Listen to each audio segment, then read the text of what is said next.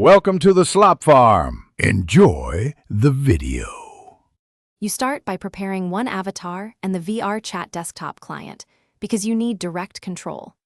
Load an avatar with colliders and a root motion or physics-ready rig, then assign a keybind or animation trigger to initiate the drag.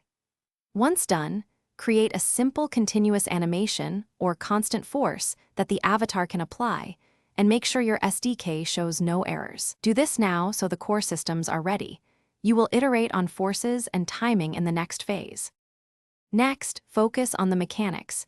You add an animator layer with a synced parameter that tells remote clients when drag is active. Implement constant force or velocity modification scripts on the root object.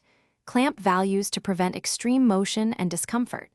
Once you apply forces, test locally and watch the animator parameter replicate.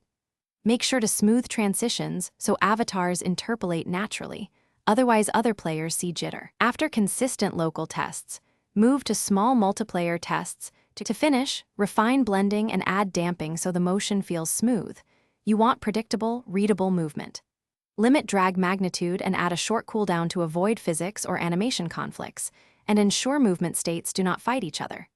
If things go wrong, check networked parameter update rates and whether you use an authoritative source for the state mismatched updates cause desync.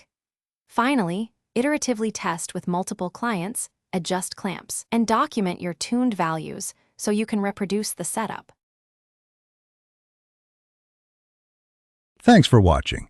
Consider subscribing if we helped you today.